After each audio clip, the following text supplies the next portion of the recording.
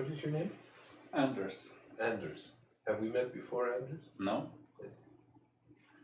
So how is it that you are here tonight, Anders? It's thanks to my best friend's best friend. So I live in Sweden and he lived here for 20 years and know Joanne. I see. Now I'm here on my way to Mexico. Joanne told me about you. And what did she tell you that interested you enough to come in through the rain tonight? She asked me if I want to join to this satsang. And I'm always interested in new things. Where in Sweden do you live? Stockholm. A beautiful city. It is.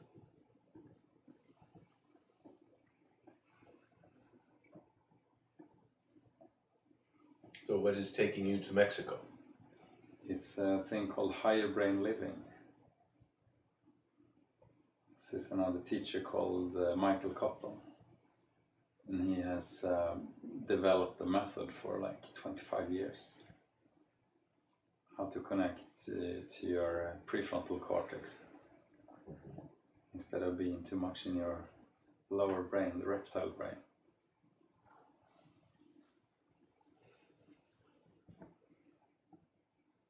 And what are the benefits of being more in your prefrontal cortex versus your reptile brain? If you want to transform your life and be able to make other choices to see through your ego and be the more of you, the authentic self, and to not be hijacked by your lower brain. Mm-hmm. So your authentic self resides in the prefrontal cortex? I don't know if you really go in there, if you can find it.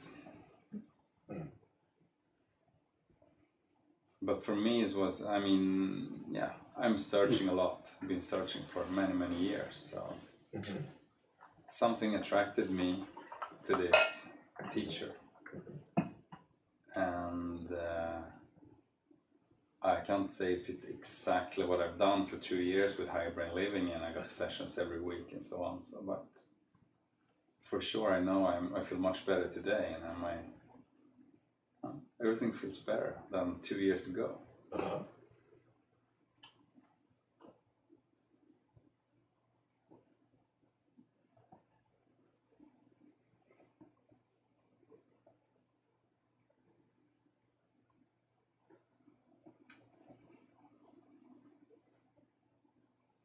And you attribute this better quality of life to a change in your brain function? Is that how it seems to you? Yeah, it's also the Kundalini is involved, so it's also you circulate your energy. You get energy in other, latent energy. You get it to move in the body.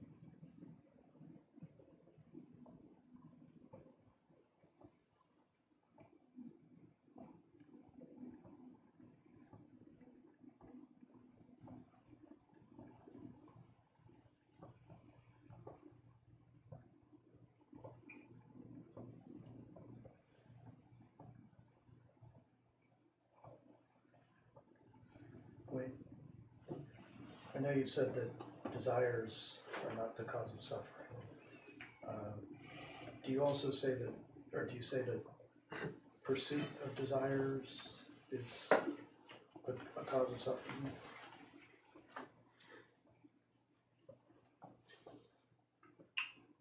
I don't think so. Okay. I may have said anything over the years, but I don't. That doesn't sound like one I probably said. Okay.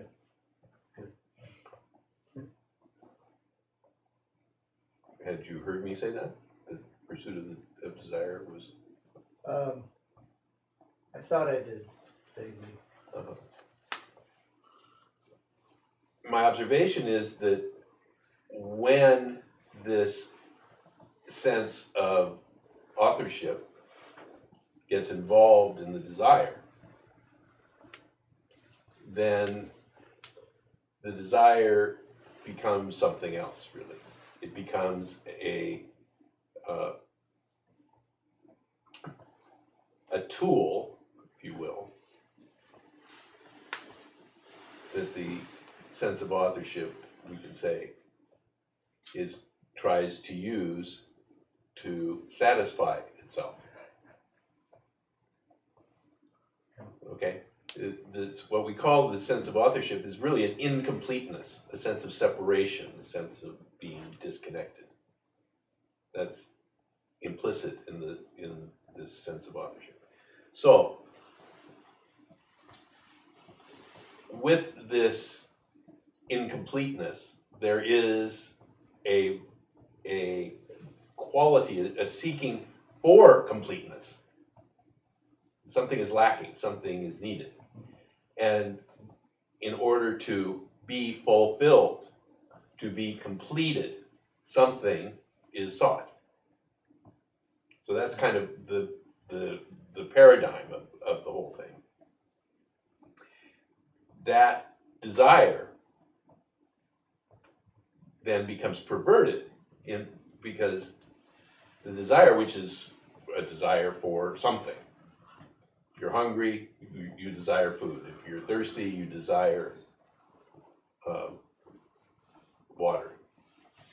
If you have if you're sexually stimulated, you desire to have sexual congress, sexual connection. These kinds of desires arise in the organism. They're part of the body. And they, in themselves, are simply part of the functioning of the mechanism. But when the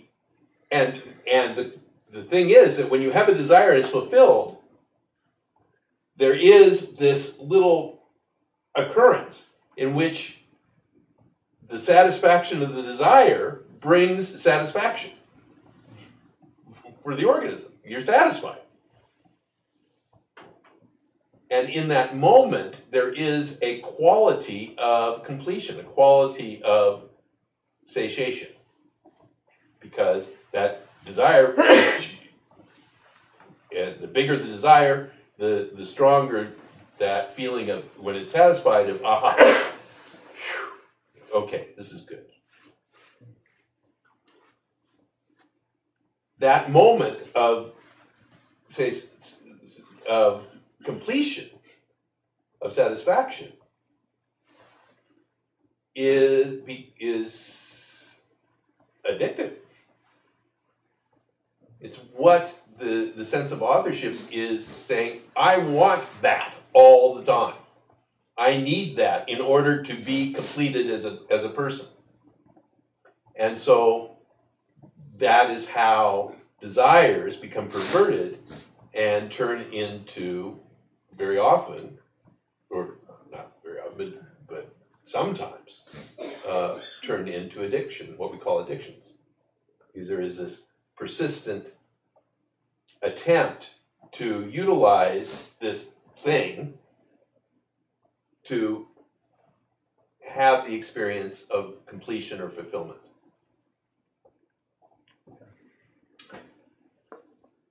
And at the root of that, I believe, is this thing we call the false sense of authorship, this this sense of being an independent entity.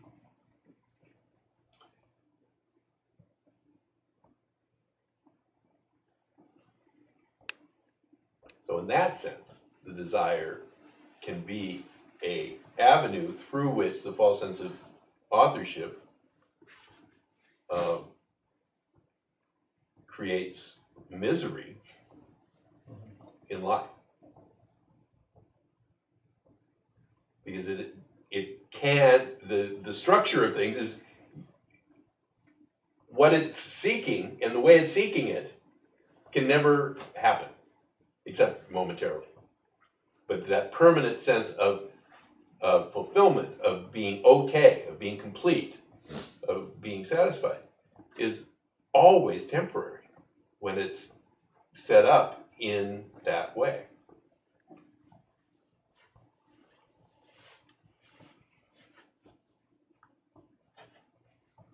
So the false sense of authorship can give a sense of, I must satisfy this desire, and feel like I need to.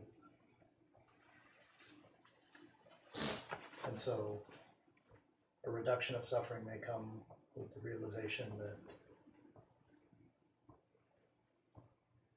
the desire may or may not be satisfied. It's that which is fueling the perversion of the desire. When it's seen through, then what you're left with is pure desire. Desire is when the desire is satisfied, in the moment, you're satisfied. When the desire is not satisfied, then there is dissatisfaction. That's life. That's just the way of, that's day-to-day living. That's not suffering. That's pleasure and pain, which is life.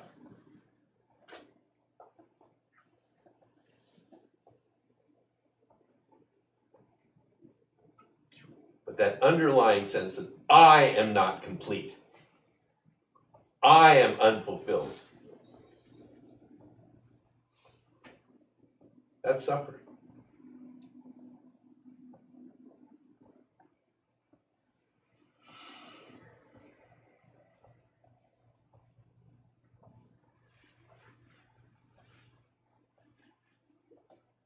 Thanks.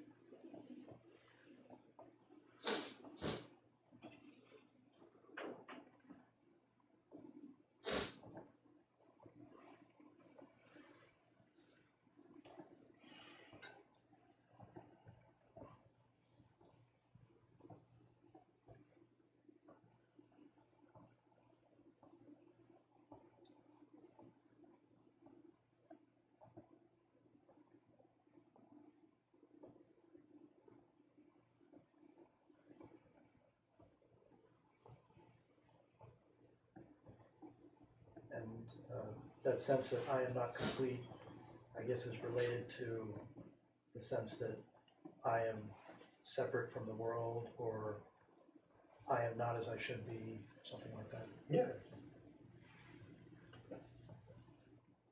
It comes along with the sense of being independent. Because when you're independent, you're isolated. As an independent entity, the feeling is I am isolated, because as an independent entity, everything else, all the other objects are out there, and they're independent also. By extension, if you're independent, they got to be independent. So it is this sense itself which creates the incompleteness, the loneliness, the isolation. Because part of you, and here, this is the other thing, part of you knows. There is an aspect of you which knows, feels its connection. And so there's a yearning for that, for the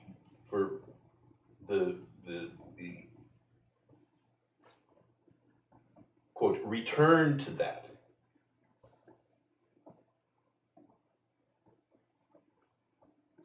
For the first 2 years of your life, there is no sense of being an independent entity.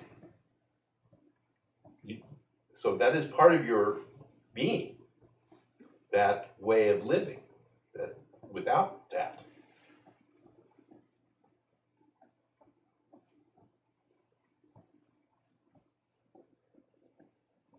And you can say it is the truth of us, that we are not independent.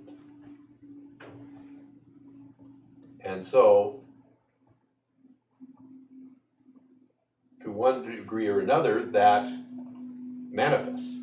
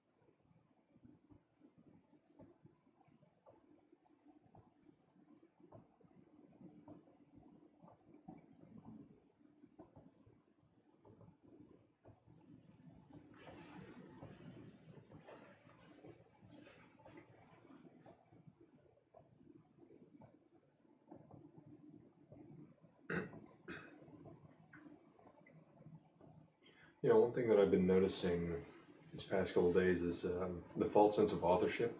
Mm-hmm. It gets kicked up in conversation. I don't know, almost like, yeah, I don't know, like in order to speak, right, in the formulation of words, I feel like that false sense of authorship. There's like a sort of a, how do you say, like a contraction in the throat, almost that I don't know, leads to a feeling of independence, that leads to a, you know, I am the one speaking these words, you know. And I don't know, conversely, like whenever I'm listening, I feel like there's also a false sense of authorship. You know, there's a, I don't know, just it seems like in the interaction, Mm-hmm. there is a false sense of authorship. You know, There certainly can be, yeah. but it's not inherent.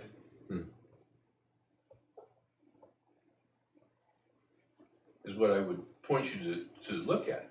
The fact that the speaking, the arising of thought that then articulates into speech, is a process that the organism is constructed to do.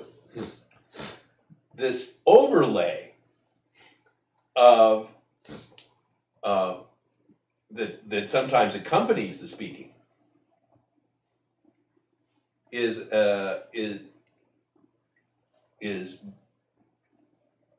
not the speaking itself. It is something that attaches to it, in which there is this semi-simultaneous, it's not exactly simultaneous, but it's an almost simultaneous commentary on what is you're about to say and how you're going to say it and what the impact is going to be and the whole story that's playing out about what you're about to say or might say or should say, or that when the speaking is like that, then there is suffering attendant to the speaking. I mean, there is the constriction Mhm. attendant to the speaking. But when you are, quote, what we would call relaxed and simply in a non-stressful situation, talking with friends, there's nothing to be gotten, or you're not, quote, self-conscious at all in the speaking, then, quote, that speaking simply happens. And the listening happens, and there's no secondary involvement in the process. Thank you.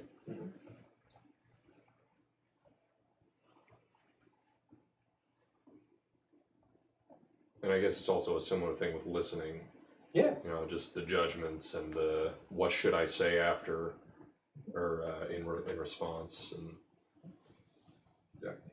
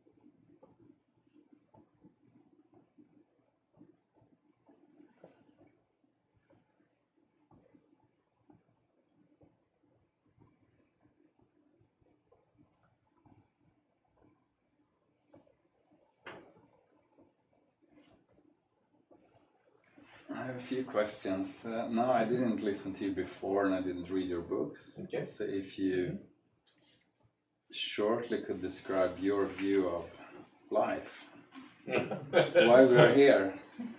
Why? Or we can start, why are we in this room? Or like, why are you here? I didn't get a better offer.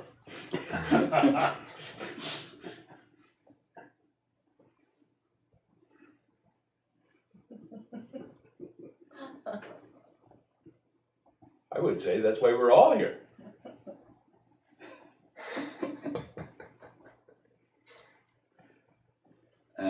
But I guess we're here to learn, and I mean, Maybe. hopefully something. No, but I'm thinking. I'm hopeful as well. But No, but how can we contribute to our fellow human beings, and how can we kind of? I'm also interested about this Save the Planet, Mother Earth. How can we contribute? What can we do?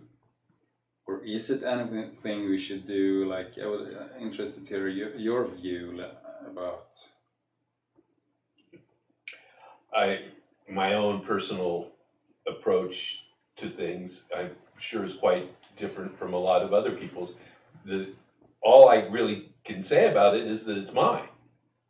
You know, that this is how I, as a person in these circumstances, with my background, my education, my understanding of things, reacts according to my nature. So I act in accordance with all of those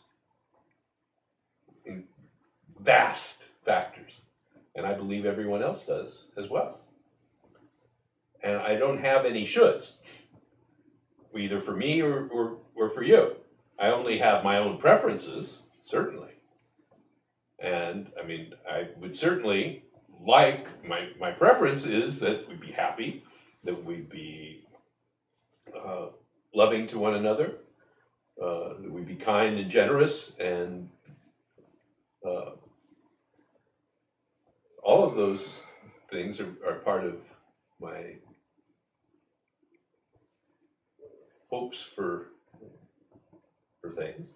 But I'm also very clear on the fact that each of us is made differently, and that there are lots of people whose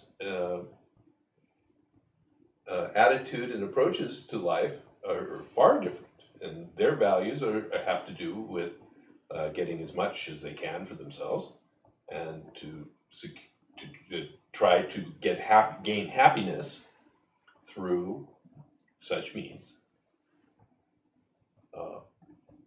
and to provide for themselves and their families, and to attain some kind of security in life, and at the expense often of other things. And everyone is balancing factors.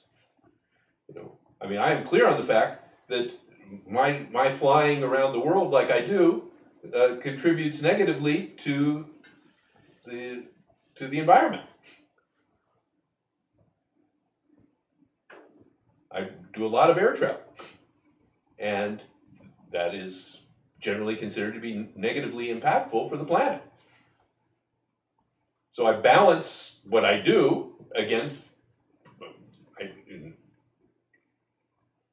with the recognition that it is absolutely impossible for me to, quote, do no harm. Can't do it. So I try and do as little harm as I can and not worry about it. To live each day as fully and consciously as I possibly can, and recognize that I have all kinds of limitations, both in terms of my personal capacities and capabilities, and those limitations sometimes play out negatively for myself, for others, and for the planet. And that this is the case, I believe, for everybody. Given that, what do I do? The next indicated thing is what I do.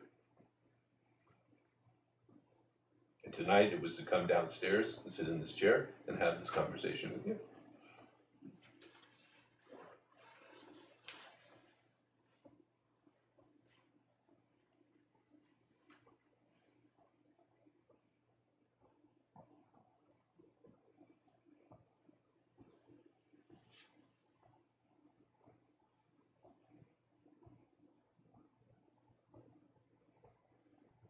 And I'm also curious why is it so hard to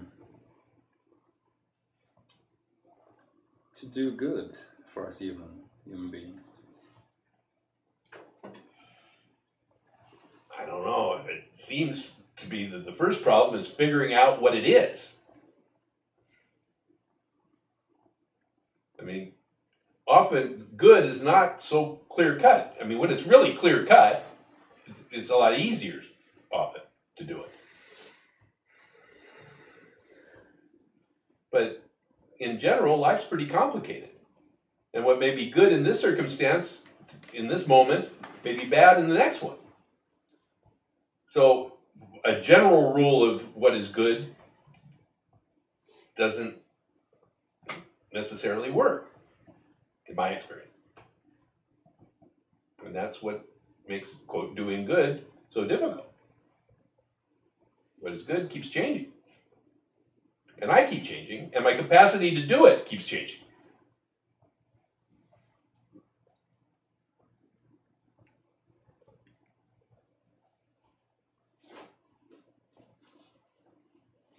I don't know if that resonates with your experience in life, but it's certainly been my experience. Yeah.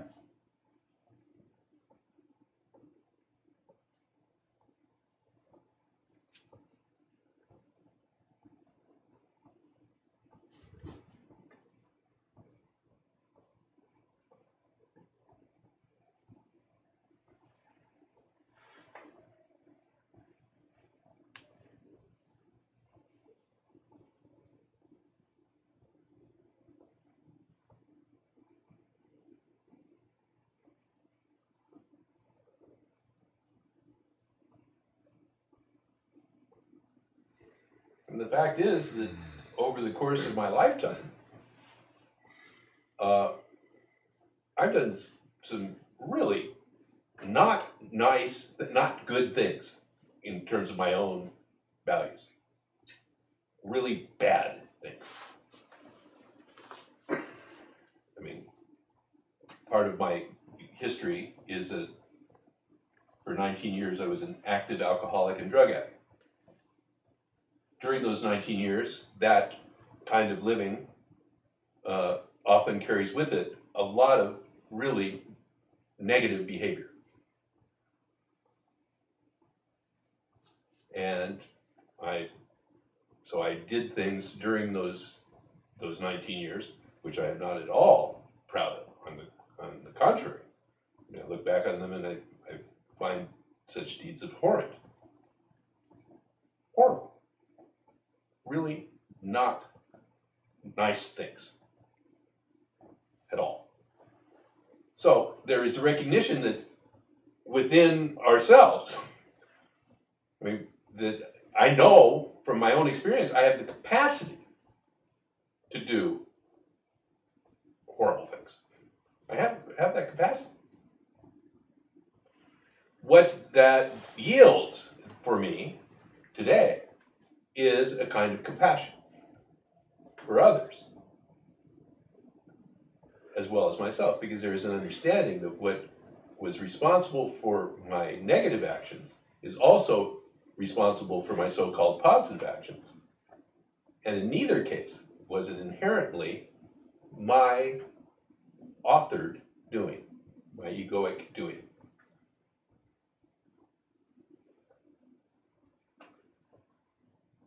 And in that, and by extension for others, the same is true.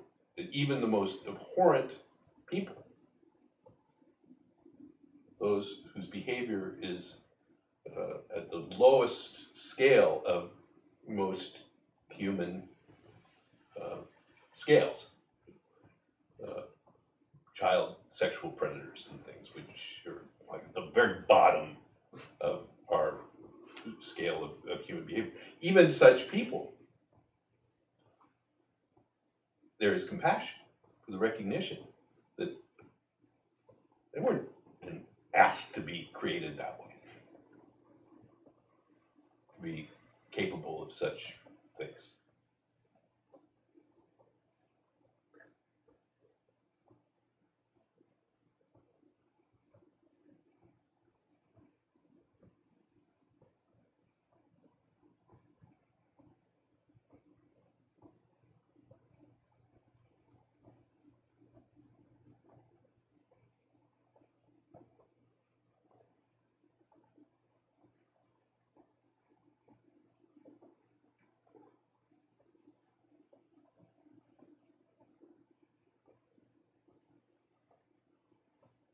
I also think quite often if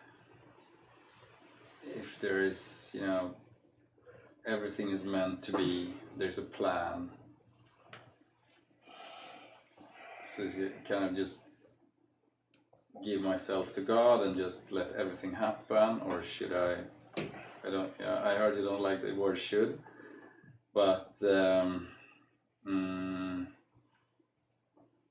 know, is there any idea for me to try to be my best, or is it just, you know, have trust and throw myself out? But the point is that there is within you sometimes arising the idea to be your best.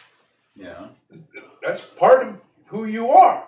Yeah. That idea arises sometimes.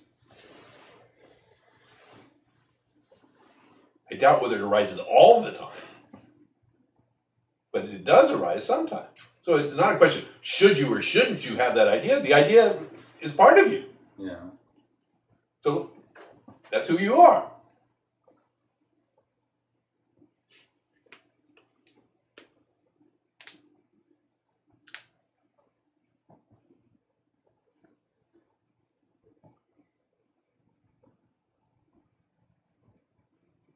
And we can say you are who you are as part of something vastly bigger. I don't conceive of it as a ordered, plan per se by some divine planner that's put into, because generally a plan has a desired outcome. So the plan is to get from here to there. I'm not sure that that's how things are necessarily structured. All I point to is that this is what is. It seems to be part of a vastly bigger something, of which what we are and what we do and what we think, it seems to be part.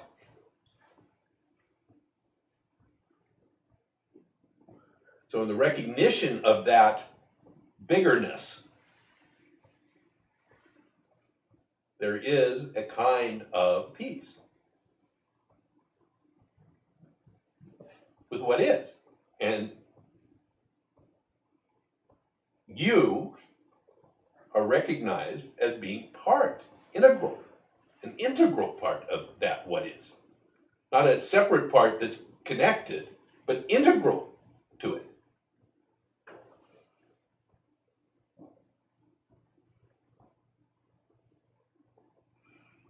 So in that recognition, the question, what should I do or shouldn't I do, loses a lot of its oomph.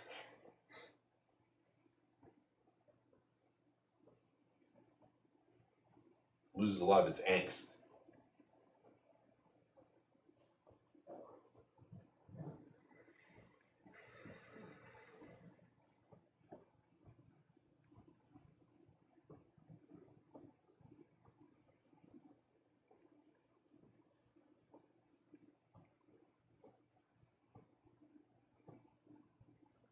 My guru, this guy, Ramesh Balsekar, he used to say, do whatever you like.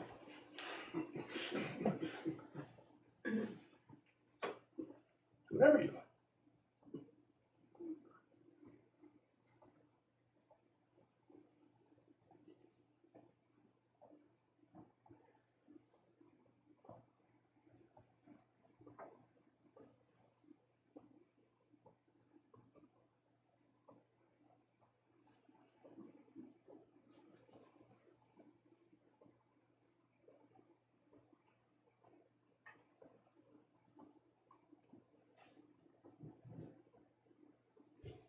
What did you mean by that?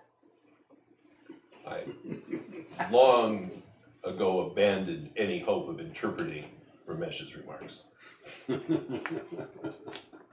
Take them for what they're worth. Do whatever you want. Feels kind of good.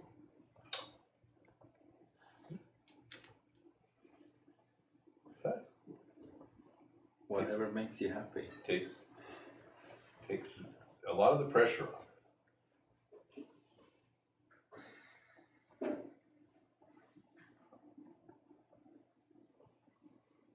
Can take a lot of pressure off. Right up until the moment you.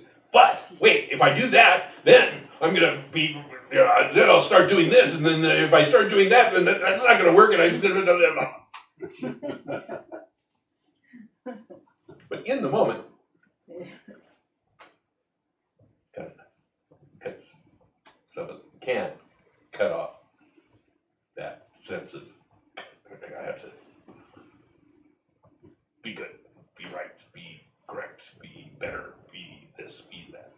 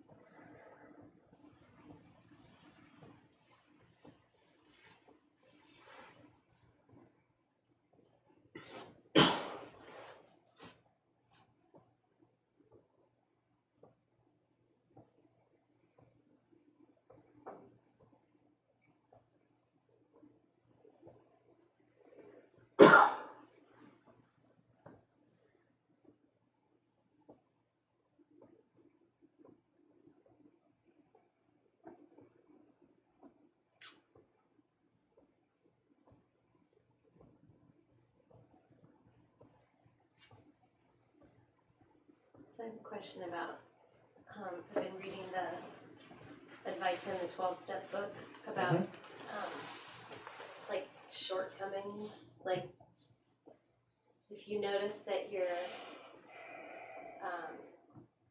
reactive to certain situations, like you're getting triggered by,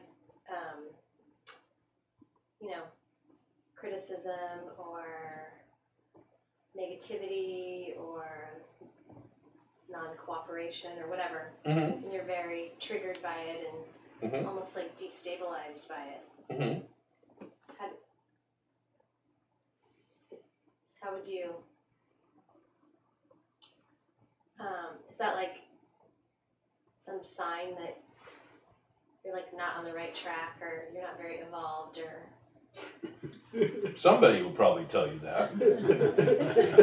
In fact, I'm certain that somebody would tell you that. But it's not me. I don't think you found that anywhere in the book. I don't think so. No. I was trying to reflect back on when you're noticing that you're reactive to things or that you're taking things personally. You know, especially if maybe you've seen that like from childhood. I had this person in my life who was very critical of me or that sort of thing. So that's my like trigger button. Okay. So that's you've done your inventory. Yes. You say, this is who I am. Right. I have these qualities. I have these characteristics today. And you can say, I got them from here and tell some story about them, but the real meat of the deal is in the inventory. Right. What are you? I am a person who has this pattern of reaction, and I do this all the time, and I do this very frequently. I do this, and I have this quality, and I have this characteristic, and you know this one tends to bring me satisfaction and joy in my life. And this one brings me nothing but crap. Right. Okay? So you can identify that this characteristic really seems to help me out. This one really screws things up for me. Like consistently or semi-regularly or whatever. Those are what we call our shortcomings or character defects. They're aspects of ourselves which bring us crap.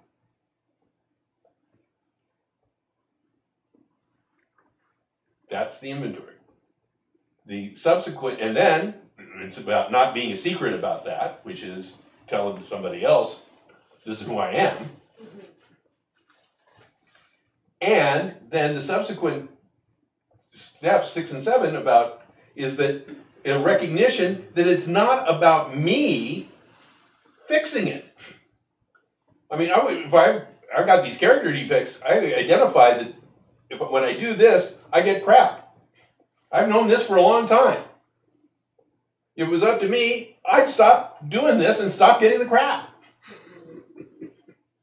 But clearly, it doesn't seem that it's up to me so far to be able to stop doing it. I am powerless in this. So, some other agency, some other energy, something power greater than myself is what is necessary to change this, to relieve me of my character defects, my shortcomings. That, to me, is what that's all about. If I didn't make that clear in the book, I apologize.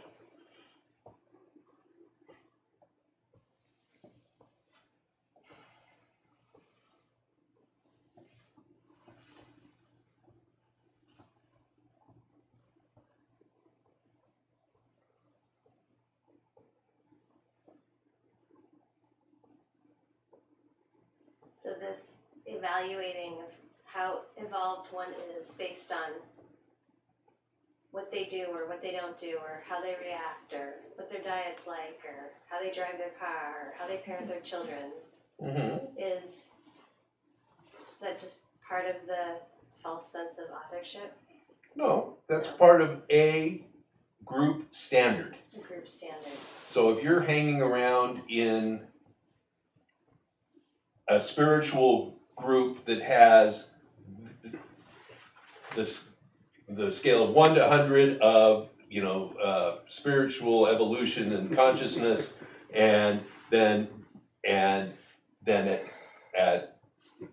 96 you're not doing this, and at 92 you're still doing that, and at 87 you're doing this, and at 81 you're not doing that, and there's various behaviors that are attached to the scale of spiritual evolution, and that's your neighborhood. These are what the people in your neighborhood are evaluating.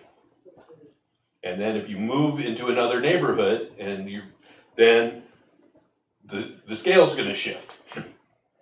And what is acceptable behavior is going to be entirely different.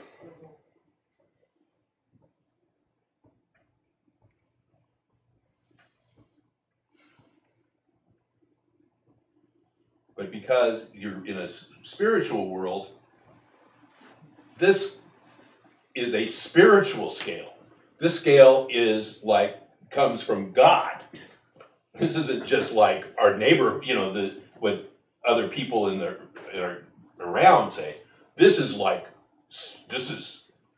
the avatars, this is what Ramana Maharshi would do, or this is what Jesus would do, or this is what, whoever is at the top of the scale, usually the guy who wrote the scale is right up there.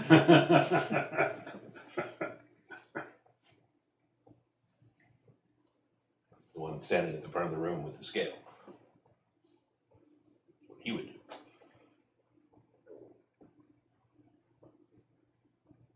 But it's a loser's game if you're measuring yourself against these scales. It's always a loser's game. All you can be, and that's why the inventory is about what's working for you, what's not working for you. And the recognition that everybody has stuff in their lives that is working for them and isn't working for them. And the beautiful thing about step 5, if you're doing it with somebody who's good, is that they're sharing themselves with you at the same time and saying, look, you're not alone here. I got my crap too. And that when you share your sexual inventory and stuff, and I did this and I did this, you say, well, I kind of did that too, Remember I did that, and I did this. You think that one's good? Listen to what I did, and you begin to recognize that you are not isolated. You are not this, isolated, creepy person that, that your own internal scale will tell you you are. So, anyway, you're welcome.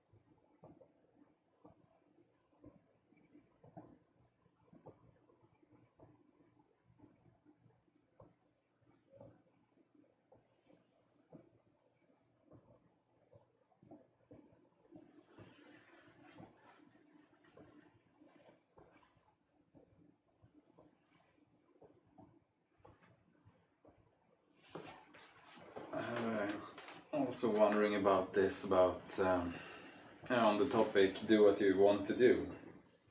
But actually not so many people that you talk to, they do what they want to do. There's a lot of suffering, and at least in Sweden they say 80% don't want to go to their job on Mondays, and 90% of all sick leaves are due to stress. And still we have like paradise is all around us. We can, like Osho said, why wait until you die and come to heaven? Heaven is here. We can create it here and now. So that's what I want to do. I want to create small paradises, first in a small scale. I'm not stopping it. Go for it. But I mean, there's also this paradox with this. How come it's so hard to see this? Why don't? Yeah. That was the only problem with Osho. Nobody could stand up and go, hey, wait a minute! How come? Yeah, there's all these, we can create these fucking paradises. How come we're not doing it? What's stopping us? I want to. I really, really want to. I so much want paradise. I don't want to suffer. Really. So how come I am? What's going on?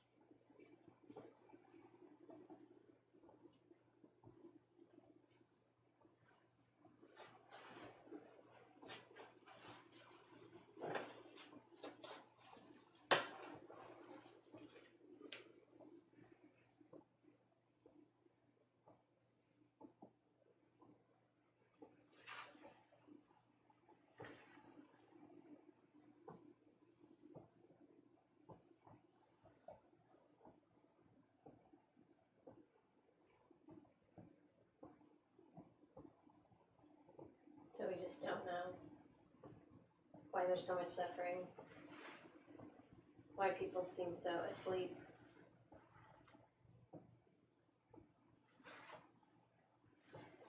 I don't know. Lots of people claim to know. Maybe somebody's right. But I don't know. I don't know why things are as they are. All I can do is point to what is.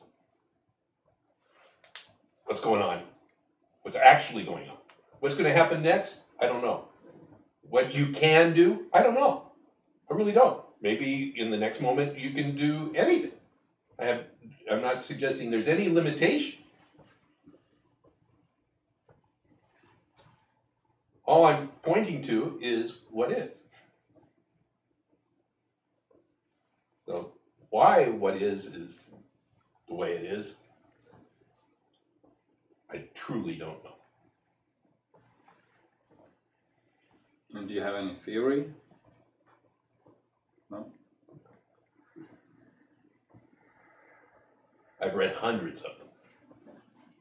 Literally, hundreds of them. Some elegant ones, crude ones, beautiful ones, airy ones, intellectual ones. There's all kinds of theories, explanations, structures, ideas about why things are the way they are. I lost interest in that personally. And I'm much more focused on what is. What is here? It's here. What is it? What is this? What's going on?